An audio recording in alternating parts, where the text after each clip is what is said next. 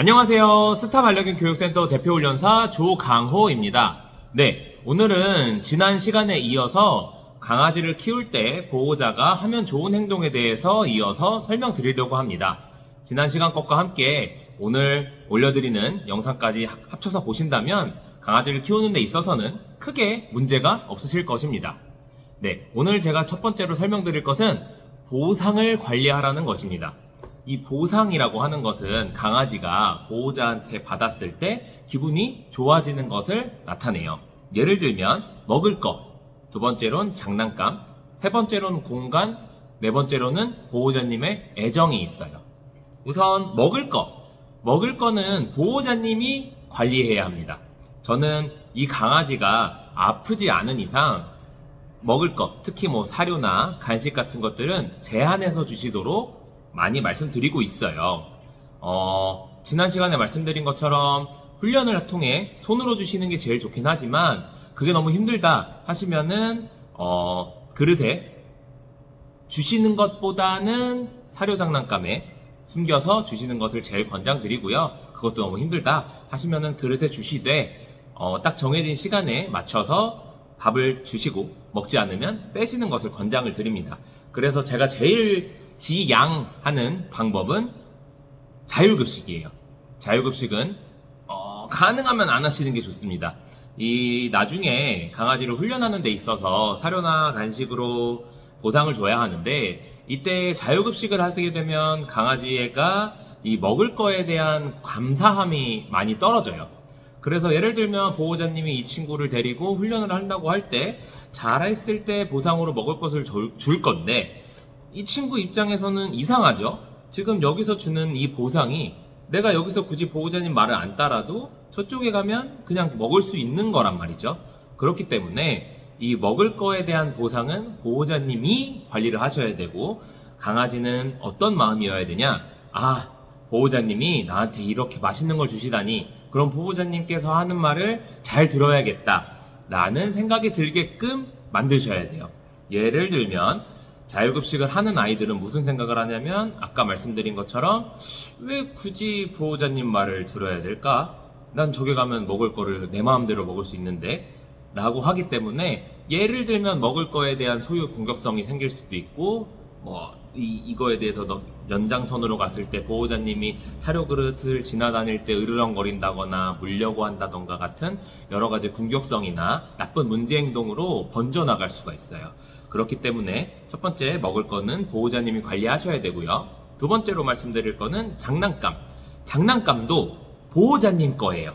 보호자님 거고 이 장난감으로 내가 너랑 재밌게 놀아줄게가 깔려 있어야 돼요. 제일 안 좋은 거는 그냥 거실 아니면은 강아지 방에 장난감이 그냥 깔려 있는 거.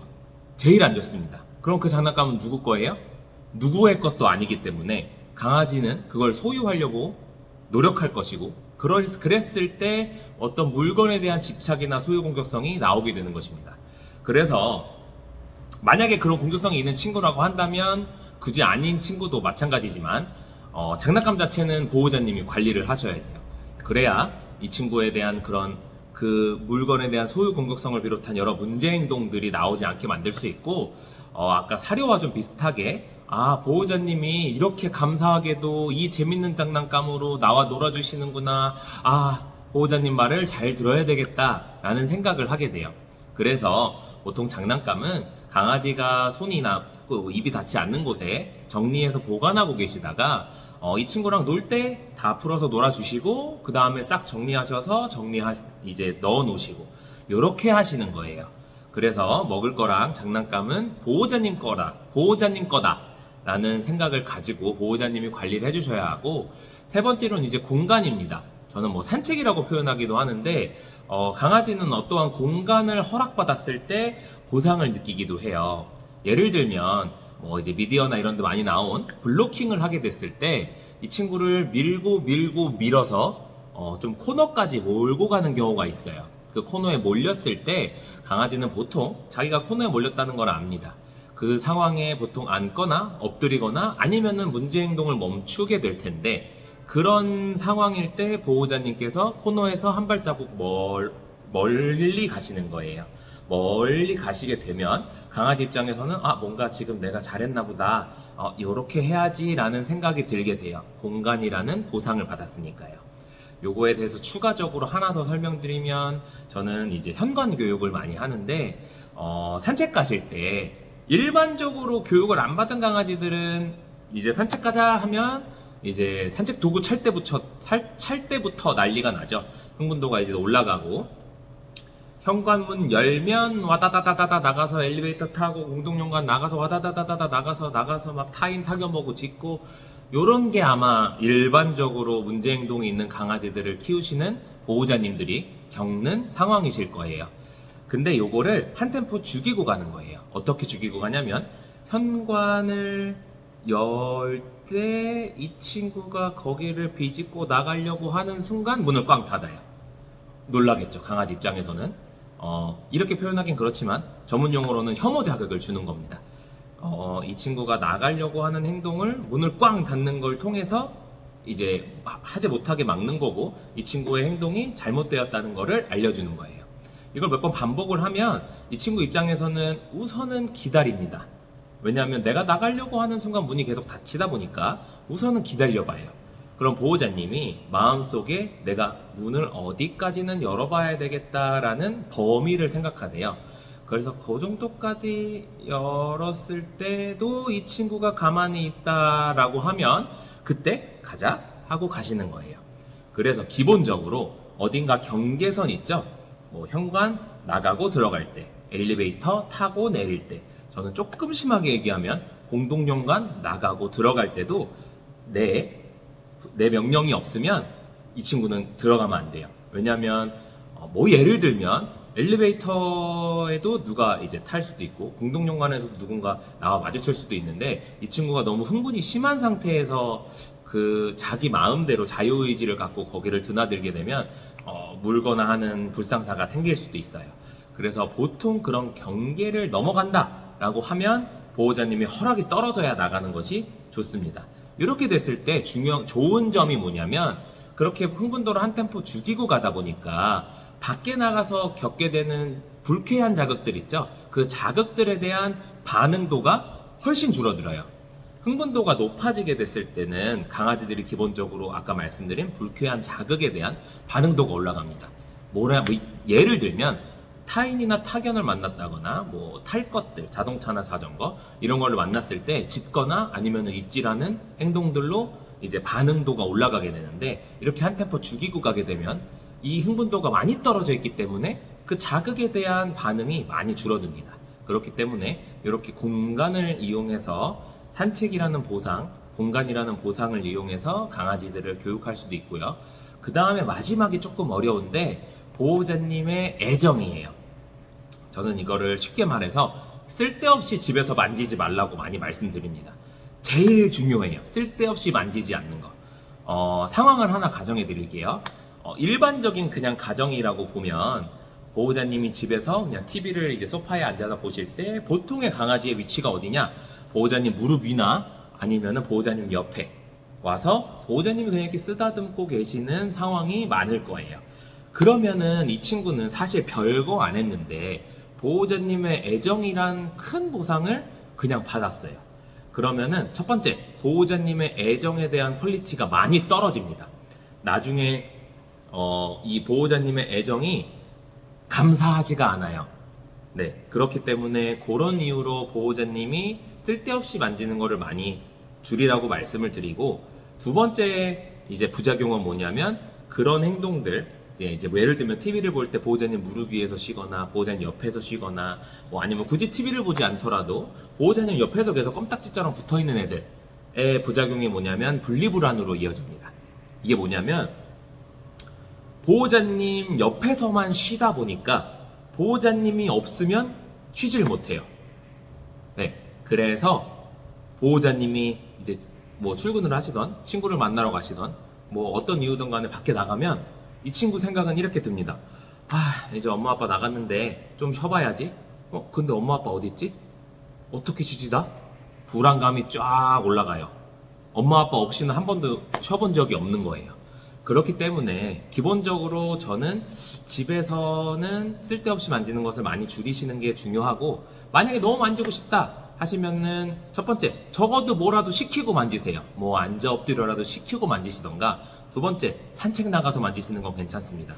공간이 달라지면 다른 곳이기 때문에 산책 나가서 만지시는 거는 크게 상관이 없어요. 그래서 보호자님의 애정을 많이 줄이셔야 되고, 특히 여성분들, 일부 남성분들도 있지만 이 측은지심이 너무 이제 높으신 분들은 이제 쳐다보시는 것도 많이 하시면 안 돼요. 이 눈으로 쳐다보는 것조차도 사실 강아지들한테 보상으로 들어갈 수 있기 때문에, 만약에 너무 보호자님한테 집착이 심한 친구다, 쳐다보는 거 금지, 쓸데없이 만지는 거 금지, 요 두 가지만 줄이셔도 강아지들에 대한 문제 행동이 많이 줄어들 거예요. 이렇게 지금 말씀드린 네 가지 보상 있죠? 먹을 거, 장난감, 공간, 산책이라고도 해요. 그 다음에 보호자님의 애정을 보호자님이 관리를 해야지, 만약에 요거 중에 하나라도 강아지가 관리하게 냅두면 거기에서 이제 보호자님의 리더십이 떨어집니다. 이 모든 네 가지를 보호자님이 관리하는 이유는 보호자님의 리더십을 올리기 위함이고, 이거를 관리하는 순간 강아지의 마음속에 무슨 생각이 드냐, 와, 우리 보호자 진짜 멋있다, 내가 좀 따라도 될 것 같아, 나 보호자님만 따르면 못 먹어서 죽을 일은 없을 것 같아, 이런 생각이 들게 돼요. 네, 그래서 요 네 가지는 꼭 보호자님이 관리해 주시고요. 그 다음으로는 여러 가지 많은 활동들을 해주면 좋아요. 기본적으로 저는 육체적인 활동과 정신적인 활동으로 나누는데, 육체적인 활동은 기본적인 거 있죠? 산책, 또는 운동도 좋습니다. 요새 피트니스 해가지고 그런 것들 해주셔도 좋고, 아니면은 제일 쉬운 거 달리기 너무 좋아요. 근데 저는 이제 운동량 많은 강아지를 키우시는 분들한테 당부드리고 싶은 게, 특히 이런 지금 여름 날씨나 이럴 때 너무 심하게 많이 달리면 강아지가 좀 많이 힘들어 할 거예요. 예를 들면 저도 보더콜리를 키우는데, 저 런닝할 때 제 친구랑 제 강아지랑 달리면 최대 많이 달려봤자 한 20분? 15분, 20분 정도밖에 못 달려요.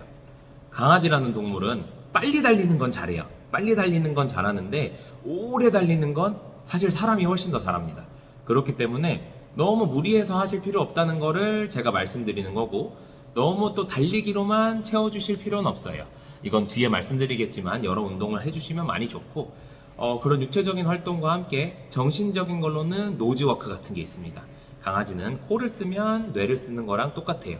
그래서 여러 가지 코를 쓸 수 있는 활동들을 많이 해주시면 좋고, 시중에 노즈워크 장난감이나 사료 장난감 같은 것들이 많이 나와 있으니까 그런 걸 통해서 먹을 거를 먹을 수 있게 관리를 해주시고, 이 육체적인 활동과 정신적인 활동 그 중간 언저리에 있는 게 보호자님과 하는 놀이, 그리고 보호자님과 하는 교육이 있어요. 몸을 쓰긴 하지만 보호자님과의 어느 정도 이 발도 맞춰야 하고, 보호자님 말을 듣기 때문에 머리도 써야 하기 때문에 육체적인 활동과 정신적인 활동을 좀 같이 할 수 있는 활동이죠. 그래서 여러 가지 이런 활동들을 많이 해주시면 좋고요. 마지막으로 말씀드릴 거는 규칙적으로 사셔야 돼요. 강아지들은 꽤나 규칙적인 삶을 되게 좋아합니다. 그래서 예를 들면 9시부터 6시 일하시는 분이다 라고 하면, 저는 제일 많이 권장드리는 산책 시간은 출근 전에 한 2-30분 출근하시기 전에 산책하시고, 그 다음에 출근하셨다가 이제 퇴근하자마자 바로 산책하시고, 그 다음에 주무시기 전에 산책하시고, 그럼 하루에 3번 하죠. 소형견이면 요 정도는 딱 적당해요. 조금 적당한 중형견까지도 괜찮은데, 사실 대형견으로 넘어갔다 요 퇴근 후와 자기 전에 한 번 정도 더 나가주시면 더 좋죠. 기본적으로 강아지들은 실외 배변을 훨씬 더 선호하기 때문에 많이 나가주시면 많이 나가주실수록 훨씬 더 좋아요. 그래서 이런 규칙적인 삶을 사시면 좋은데, 여기에 약간의 불규칙함을 섞어주면 좋죠. 예를 들면 산책 코스라든지, 예를 들면 그 다음에 놀이 방법, 교육 방법 같은 것들을 여러 가지 많이 섞어주시면서 하시면 좋아요. 그래서 뭐 오늘은 A 코스, B 코스, C 코스 갔으면 내일은 A 코스, C 코스, D 코스 간다던가 이렇게 산책 코스를 섞어주시고, 오늘은 앉아 엎드려 했으면 내일은 기다려 이리와 한다던가, 뭐 아니면 오늘은 터그놀이 했으면 내일은 공놀이를 한다던가, 뭐 아니면 보호자랑 같이 달리는 운동을 한다든지 여러 가지 활동들을 많이 해줘야 강아지들이 그 규칙적인 삶 속에서 약간의 불규칙함을 통해 이 다채로운 견생을 할 수 있어요. 네, 그래서 오늘 설명드린 것은 보상관리, 그리고 여러 가지 활동을 해줘야 한다, 그리고 규칙적인 삶, 그 속에 불규칙함을 섞어주기, 이렇게 세 가지예요.